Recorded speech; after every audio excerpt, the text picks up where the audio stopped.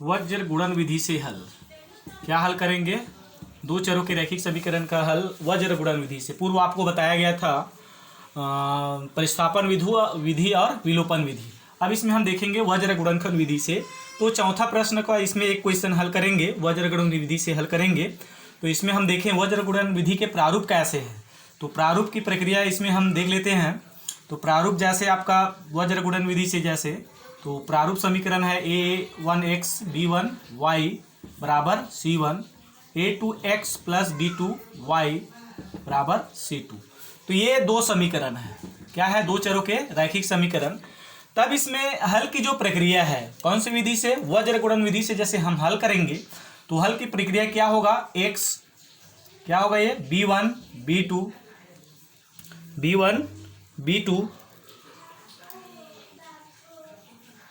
c1 c2 बराबर y c1 c2 a1 a2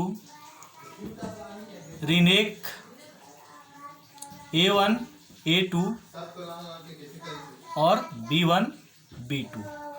क्या गुणा होगा? ये तिर्यक गुणा होगा, ये तिर्यक गुणा होगा। तो इस तरह से इसके रचना की प्रक्रिया है। और इसमें जैसे गुणा करेंगे तो इसमें हम प्रश्न में आपको फिर स्पष्ट हो जाएगा। तो इसमें प्रश्न पहला देखें हल की प्रक्रिया। यहाँ पे x धन y बराबर 7 और x ऋण y बराबर ऋण 1 है। तो इसमें हल देखें तो हल करेंगे तो हल में देखें कि इसमें हम क्या करेंगे, दोनों को हम किससे तुलना करेंगे?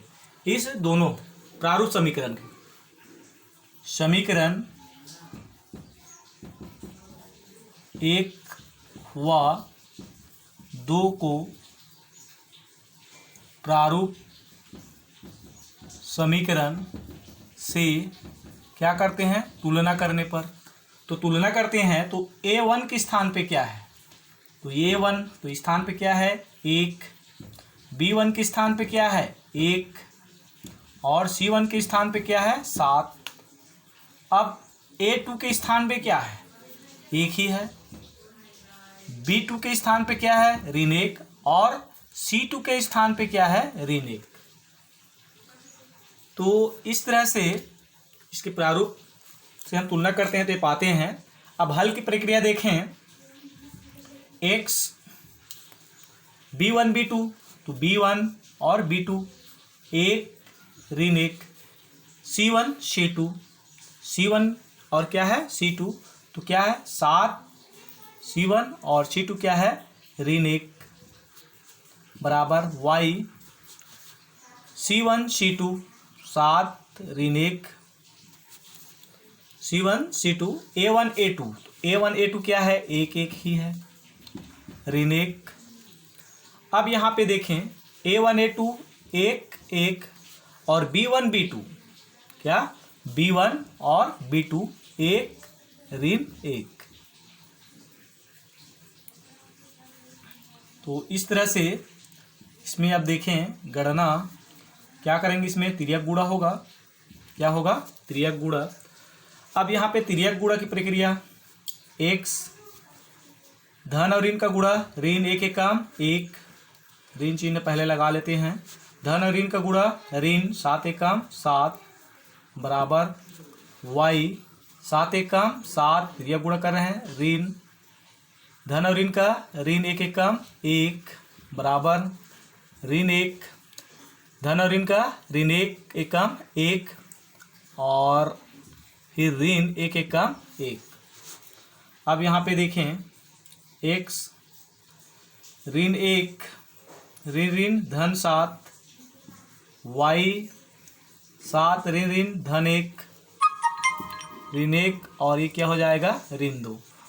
तब यहाँ पे जो हल की प्रक्रिया है इसके अंतर्गत आगे हम देखेंगे। तो यहाँ पे x ऋण 1 में हम एक साथ जोड़ते हैं तो क्या होगा? 6 y 8 और ऋण 1 और ऋण 2 तो ये क्या कट जाएगा? तो 1/2 होगा। अब इसमें देखें x पे 6 बराबर 1/2 या फिर हम इसको इसके अनुसार लिखेंगे बराबर 1/2। हल करते हैं तो x बराबर क्या हो जाएगा 6/2, या फिर इसमें y का मान जैसे है तो y बराबर क्या हो जाएगा 8/2। अर्थात x बराबर क्या होगा 2 1 2 3 होगा, और y बराबर क्या हो जाएगा 2 1 2 4, यानी कितना होगा 4।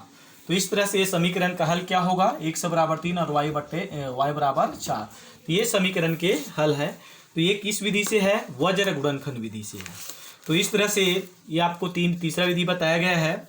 फिर एक सवाल लेकर के आपको कल के वीडियो में फिर आपको बताएंगे कि आलेखी विधि से दो चरों के रैखिक समीकरण के हल कैसे निकालते हैं। तो इसको हम फिर कल के वीडियो में फिर आपको ये बताया जाएगा। धन्यवाद।